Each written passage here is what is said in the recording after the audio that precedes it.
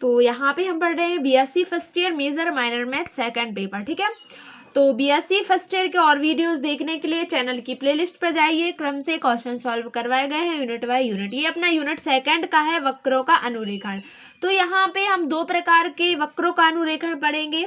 एक ध्रुवीय समीकरणों द्वारा निरूपित वक्र रहता है और एक कार्तीय समीकरणों द्वारा निरूपित वक्र होता है। ठीक है, वक्रों के अनुरेखण में तो हमने ध्रुवीय समीकरणों के वक्रों का अनुरेखण कैसे किया जाता है वो हम बता चुके हैं। अब ये जो है ये कार्तीय समीकरणों का अनुरेखण है। ठीक है, तो सबसे पहले जैसे कि उसमें सममिति होती थी तो इसमें भी सममिति, इसके भी कुछ टॉपिक होते हैं, जैसे कि फर्स्ट होता है सममिति, दूसरा होता है मूल बिंदु, थर्ड होता है निर्देशांकों से प्रतिच्छेदन और फोर्थ अनंत स्पर्शियां, फिफ्थ वक्र का विस्तार और अपना सिक्स हो जाएगा नति परिवर्तन बिंदु निकालना। ठीक है, इसके स्टेप यानी जैसे कि आप लोग के लिए बोला जाए वक्रों का अनुरेखण कीजिए, कोई समीकरण दे दिया जाए, ठीक है, कार्तीय समीकरण, तो उसके वक्रों का अनुरेखण अगर करना है तो इन पॉइंटों को आप लोग को बताना पड़ेगा। ठीक है, अब देखो पहला है फर्स्ट सममिति और दूसरे पर मूल बिंदु, तीसरे पर निर्देशाक्षों से प्रतिच्छेदन और चौथा अनंत स्पर्शी और नति परिवर्तन बिंदु निकाल के यहाँ पे बताना पड़ेगा। ठीक है,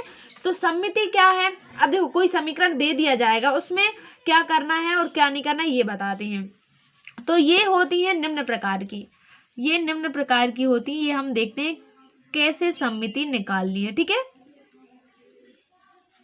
और वीडियो के एंड तक बने रहिएगा क्योंकि इसके बेस्ड क्वेश्चन पूछे जाते हैं पेपर में, तो आप लोग के लिए केवल टॉपिक पता होने चाहिए और आप लोग टॉपिक से उस समीकरण का अनुरेखण कर सकते हो।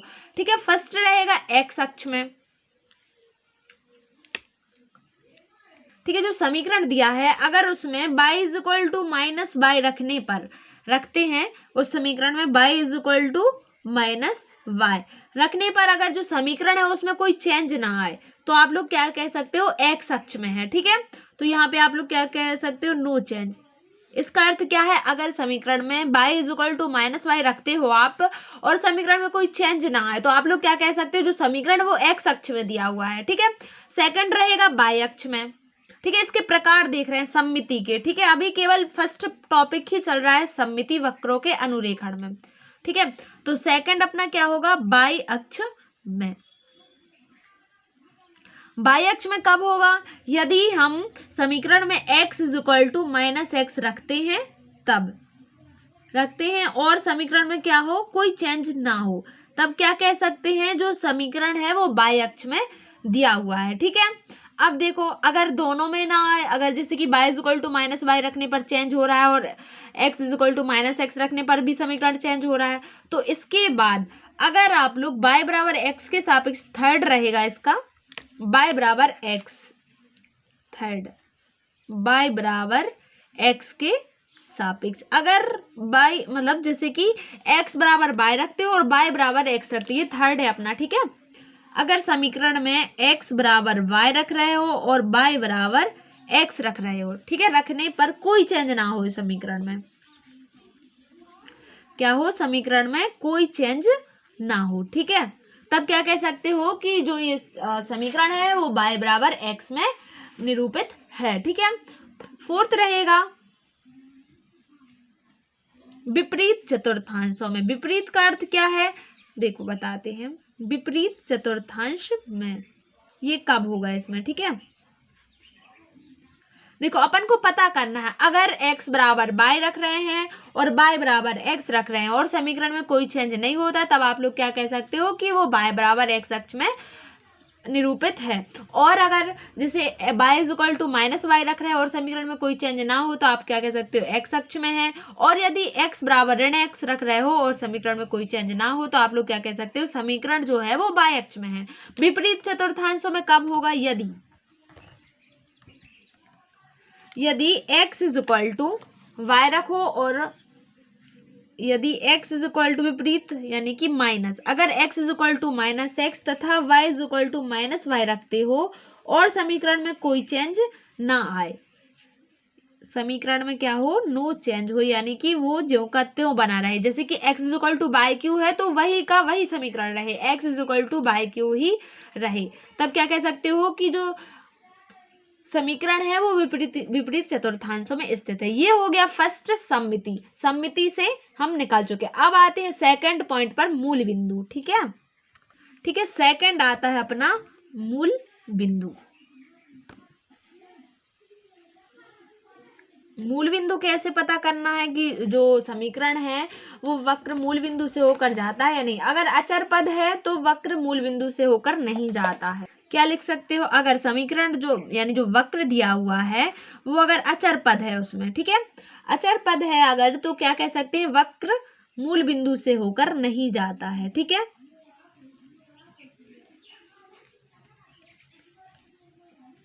होकर नहीं जाता है।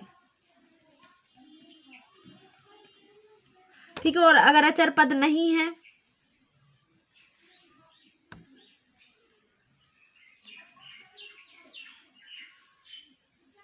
तो क्या कह सकते हैं, जो वक्र है वो मूल बिंदु से होकर जाता है। ठीक है, ठीक है, इतना क्लियर है। दो स्टेप यहाँ पे कंप्लीट हुई, सम्मिति और मूल बिंदु। तो मूल बिंदु आप लोग कैसे पता करोगे कि वक्र मूल बिंदु से होकर जाता है या नहीं। अगर अचर पद है तो मूल बिंदु से होकर नहीं जाता है, और अगर अचर पद नहीं है वक्र में तो आप लोग क्या कह सकते हो, वक्र जो है वो मूल बिंदु से होकर जाता है। ठीक है, थर्ड पर आते हैं निर्देशाक्षों से प्रतिच्छेदन। ठीक है, निर्देशाक्षों से प्रतिच्छेदन क्या करोगे, सबसे पहले x बराबर 0 रखोगे वक्र में। ठीक है, वहां से y की वैल्यू निकलेगी, और फिर सेकंड में y बराबर 0 रखोगे तो x की वैल्यू मिल जाएगी। ये कहलाता है निर्देशाक्षों से प्रतिच्छेदन। फोर्थ आता है अनंत स्पर्शी। तो अनंत स्पर्शी ज्ञात करने की मेथड हम बता चुके हैं, तो आप लोग उसी के हिसाब से कर लीजिएगा। प्लेलिस्ट में जाकर आप लोग अनंत स्पर्शी कैसे ज्ञात करते हैं वो देख लीजिएगा, यानी उसी प्रकार से अनंत स्पर्शी ज्ञात करनी है। ठीक है, फिफ्थ रहेगा वक्र का विस्तार।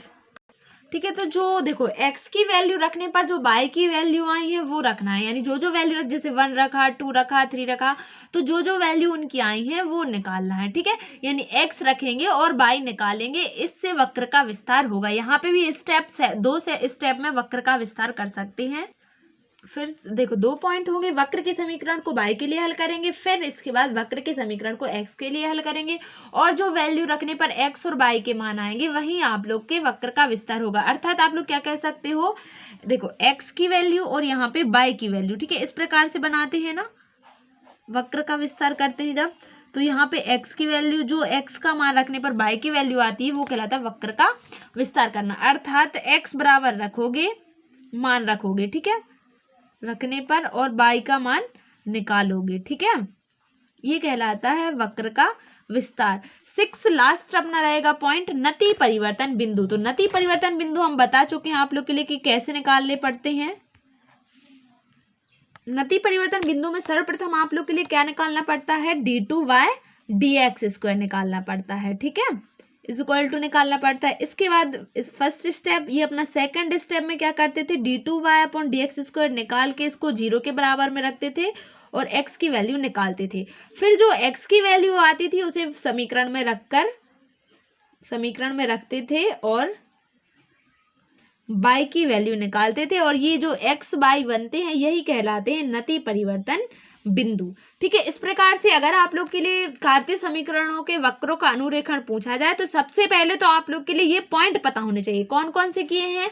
सबसे फर्स्ट सम्मिति, सेकंड मूल बिंदु, थर्ड निर्देशाक्षों से प्रतिच्छेदन, फोर्थ अनंत स्पर्शी, फिफ्थ वक्र का विस्तार, और छठवां नति परिवर्तन बिंदु। ठीक है, ये स्टेप आप लोग के लिए लिखना ही है अगर आप लोग के लिए। और देखो नेक्स्ट वीडियो में हम आप लोग के लिए इसके आधार पर प्रश्न हल करवा देंगे, फिर उसके नेक्स्ट में हम आप लोग के लिए ध्रुवीय समीकरणों के वक्रों का अनुरेखण भी बता देंगे, जिसकी हम मेथड लिखवा चुके हैं।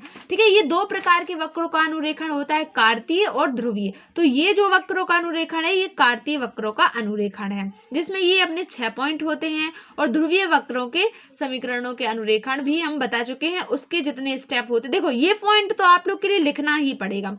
फिर देखो अगर आप लोग इतने पॉइंट भी लिख के आओगे ना तो आप लोग के लिए पेपर में नंबर मिल जाएंगे। ठीक है, और केवल उसकी मेथड समझनी है कि उसमें जैसे कि नति परिवर्तन बिंदु में क्या क्या करना पड़ता है, अनंत स्पर्शी में क्या क्या करना पड़ता है, फिर आप लोग अपने आराम से निकाल लोगे। ठीक है, तो वीडियो पसंद आए तो अपने दोस्तों के साथ शेयर जरूर करेगा। Thank you. मिलते हैं नेक्स्ट वीडियो में, और नेक्स्ट वीडियो में हम इसके आधार पर प्रश्न हल करेंगे। ठीक है, आप लोग के लिए केवल पॉइंट याद रखने हैं और पॉइंट में क्या क्या करना है ये याद रखना है। ठीक है, अगर आप लोग पॉइंट थोड़ी बहुत भी लिख के आओगे तो आप लोग को आधे नंबर मिल जाएंगे। अगर आप लोग के लिए पॉइंट ही पता नहीं होंगे तो आप लोग क्या लिख के आओगे पेपर में, कुछ नहीं। इसलिए ये आप लोग याद कर लीजिएगा। Thank you.